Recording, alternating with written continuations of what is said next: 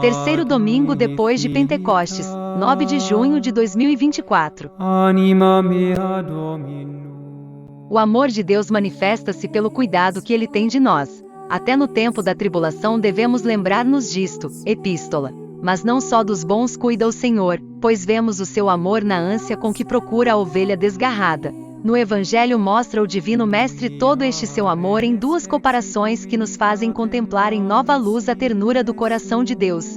Nem mesmo o pecado, o único inimigo da paz no reino de Deus, está fora do plano divino. Também ele é previsto pela misericórdia do Senhor. Seu amor não se cansa até encontrar a ovelha perdida. O introito é a voz dessa pobre ovelhinha, a saudade que o homem tem da redenção. Esta se renova na Santa Missa.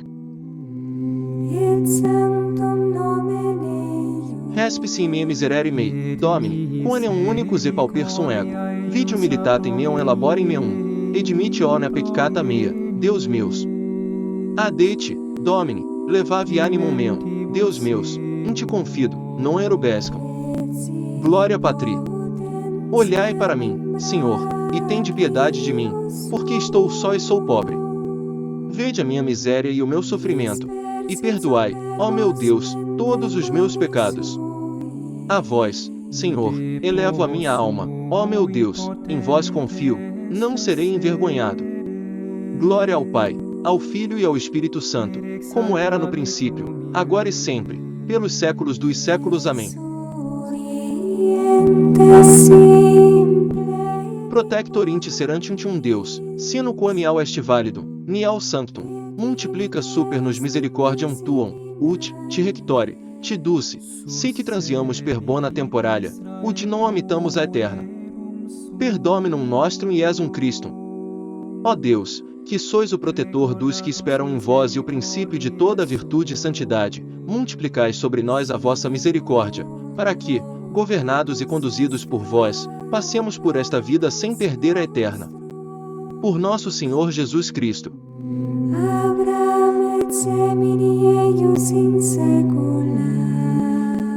Gloria Patri et Filio et Spiritui Sancto.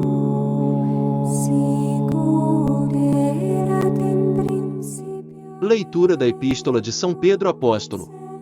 Caríssimos, humilhai-vos, pois, sob a mão poderosa de Deus, para que ele vos exalte no tempo determinado. Descarregai sobre ele todas as vossas preocupações, porque ele tem cuidado de vós. Sede sóbrios e vigiai, porque o demônio, vosso adversário, anda ao redor, como um leão que ruge, buscando a quem devorar. Resisti-lhe, fortes na fé, sabendo que os vossos irmãos, espalhados pelo mundo, sofrem as mesmas coisas. Mas o Deus de toda a graça, que vos chamou em Jesus Cristo à sua eterna glória, depois que tiverdes sofrido um pouco, vos aperfeiçoará, fortificará, consolidará, vos tornará inabaláveis. A ele, o império pelos séculos dos séculos. Amém.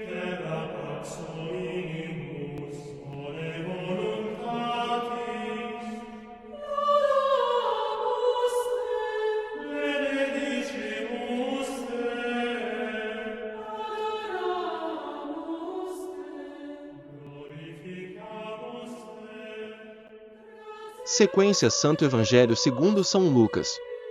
Naquele tempo, aproximavam-se de Jesus os publicanos e os pecadores para ouvir.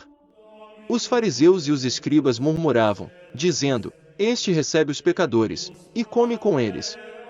Então propôs-lhes esta parábola: Qual de vós, tendo 100 ovelhas, se perde uma delas, não deixa as 99 no deserto, para ir procurar a que se tinha perdido, até que a encontre?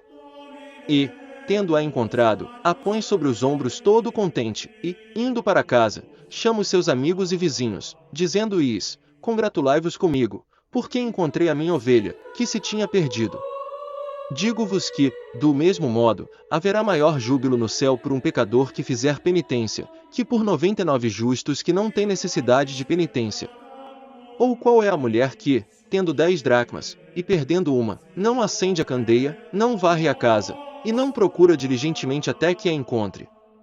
E que, depois de achar, não convoca as amigas e vizinhas, dizendo: Congratulai-vos comigo, porque encontrei a dracma que tinha perdido. Assim vos digo eu que haverá júbilo entre os anjos de Deus por um só pecador que faça penitência.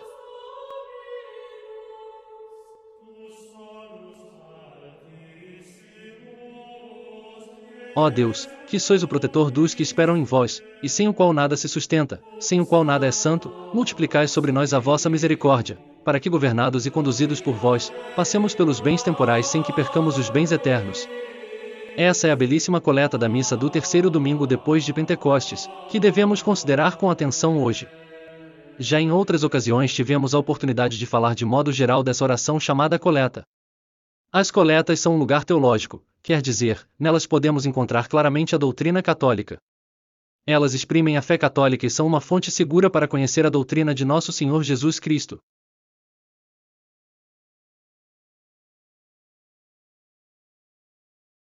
As coletas, junto com o cânon romano que é a única oração eucarística no rito romano tradicional, são o melhor exemplo e o modelo mais perfeito do latim eclesiástico. As coletas são, em geral, composições dos séculos IV, V e VI em prosa, com ritmo, vocabulário e estilo sóbrios e solenes, com várias figuras de linguagem. É um latim acessível, mas bem trabalhado. Os reformadores da liturgia diziam que era um latim decadente. Era um pretexto para se abandonar o latim e adotar cada vez mais a língua vernácula. Não é verdade que o latim eclesiástico seja um latim decadente. As orações em latim eclesiástico são uma poesia em prosa. Melhor e mais claro exemplo disso é o venerável cânon romano e as coletas mais antigas. A origem desse estilo do cânon romano e das coletas é o panegírico, isto é, o elogio que se fazia ao príncipe, agora dirigido a Deus. As coletas têm, via de regra, 4 elementos: em primeiro, elevação da alma a Deus; segundo, ação de graças, ou uma glorificação, ou um elogio; terceiro, o pedido e quarto, conclusão. É a mesma ordem do Pai Nosso. Elevação da alma a Deus, em Pai Nosso. Glorificação de Deus, que estais nos céus. Pedidos, que no Pai Nosso são 7, e a conclusão. Portanto, as coletas se baseiam profundamente na estrutura do Pai Nosso também e não só no panegírico latino profano. As coletas não acrescentam nada ao Pai Nosso, apenas tornam mais explícitos os pedidos feitos ali. Essas orações são de uma riqueza espiritual e de uma precisão teológica imensas. Temos, na coleta de hoje, essa mesma estrutura. Primeiramente, a elevação da alma a Deus, ó Deus. A elevação da alma que é, evidentemente, indispensável para toda oração, a tal ponto que muitas vezes a oração se define simplesmente como a elevação da alma a Deus. O vocativo, ó Deus, nos coloca, então, plenamente no plano sobrenatural. Ele joga os nossos pensamentos em Deus, nos fazendo cumprir assim a ordem do salmo que está hoje no gradual, e acta cogitatum tuum in domino, joga, coloca no Senhor o teu pensamento. E colocando o pensamento no Senhor, Ele te nutrirá, Ele te sustentará. Cumprimos também o que nos ordena São Pedro em sua epístola, em colocar em Deus todas as nossas solicitudes, todos os nossos desejos porque Ele cuida de nós. E colocando os nossos desejos em Deus, abandonaremos os desejos que não são conforme à vontade dEle. E acta cogitatum tuum in domino. Joga, coloca o teu pensamento em Deus. Tendo colocado o pensamento em Deus na primeira parte da coleta, passa-se para a glorificação de Deus, protetor dos que esperam em vós, sem o qual nada se sustenta, sem o qual nada é santo. Quantas vezes se repete, na Sagrada Escritura, e de forma ainda mais constante nos Salmos, essa grande verdade, em Deus, protetor dos que esperam em vós. Aquele que espera no Senhor, buscando o verdadeiro arrependimento, buscando fazer a sua vontade, não será confundido e será protegido do adversário, do demônio, que, como diz São Pedro na epístola de hoje, anda ao redor como um leão que ruge, buscando a quem devorar. Se não rezamos, se não vigilamos, se não temos o pensamento em Deus, se não temos Deus como nosso protetor, seremos facilmente devorados pelo demônio, pelo mundo, enfim, pelo pecado.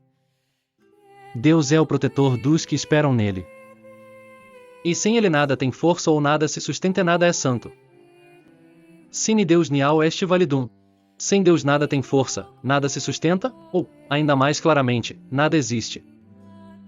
É Deus a causa primeira de tudo que existe, a causa primeira de todo ser, de todo bem, de toda ordem. Não é Ele, porém, a causa do mal, que é justamente a ausência de ser, a ausência de bem e de ordem. Ou vendo sob outro aspecto, em Deus é onipotente, o Criador de todas as coisas, visíveis e invisíveis. É Deus quem nos aperfeiçoa, nos fortifica e nos consolida, como diz São Pedro na Epístola. E, sem Deus, nada é santo. Ninguém pode estar isento do pecado, a não ser pela graça de Deus, que é a própria santidade, que está separado de toda corrupção. E sendo Ele a própria santidade, sabemos que Ele quer também a nossa santidade, sede santos como vosso Pai Celeste é santo, nos diz nosso Senhor. Sabendo que Deus é o protetor dos que esperam nele, sabendo que Ele é onipotente e que Ele quer a nossa santidade, podemos recorrer a Ele com grande confiança. Na coleta de hoje, recorremos a Ele com um pedido inicial, que multiplique sobre nós a sua misericórdia. Pobres pecadores que somos, precisamos da abundância da misericórdia de Deus. Não para abusar dela, adiando a nossa conversão. Não para abusar dela, esquecendo também da justiça de Deus. Precisamos da abundância dela porque somos fracos tantas vezes. Reconhecendo as perfeições divinas, não devemos ter medo de pedir a Deus que nos dê abundantemente as suas graças. Não simplesmente para isso ou para aquilo, mas para a nossa salvação. Já jogamos o nosso pensamento em Deus, in iacta cogitatum tuum in Domino, dizendo: ó Deus! Já reconhecemos as perfeições de Deus, que nos dão confiança para fazer o pedido, protetor dos que esperam nele, e sem o qual nada existe, sem o qual nada é santo. Pedimos que multiplique sobre nós a sua misericórdia, para que nos tire de nossas misérias. E assim chegamos ao pedido principal da coleta de hoje, expresso em uma bela oposição entre os bens temporais passageiros e os bens eternos, que governados e conduzidos por ele, passemos pelos bens temporais sem que percamos os eternos. São bastante precisos os termos do pedido. Pelo bens temporais, caros católicos, nós devemos realmente passar, pois são bens passageiros, bens transitórios. Não podemos nos demorar neles, não podemos nos fixar neles, mas sempre usá-los como instrumentos, como meios para que não percamos os bens eternos. Nós devemos passar por essa vida transitória, passageira, sempre com os olhos nos bens eternos. Se quisermos permanecer nessa vida transitória dos bens temporais, se quisermos nos fixar nessa vida transitória com seus bens passageiros, entraremos em grande contradição e perderemos os bens eternos. Pelo que é transitório, devemos passar, simplesmente. Não podemos nos demorar nisso, não podemos permanecer nisso. Quanto aos bens eternos, ao contrário, não devemos perdê-los. Não podemos fazer dos bens eternos bens transitórios e passageiros. Não devemos, pelos nossos pecados, fazer que a graça, o amor a Deus, as virtudes, sejam bens que vão e voltam da nossa alma. Não, eles devem ser bens nos quais permanecemos. Devemos buscar ser estáveis, constantes, perseverantes na graça, no amor a Deus. Eis, então, caros católicos, essa bela oração da coleta do terceiro domingo depois de Pentecostes, que deve nortear os nossos desejos na Santa Missa de hoje e que nos mostra o valor inestimável que tem cada parte, cada oração da liturgia católica formada ao longo dos séculos de tradição, e como cada parte dessa liturgia é um alimento salutar para a nossa alma. Em nome do Pai, e do Filho, e do Espírito Santo. Amém.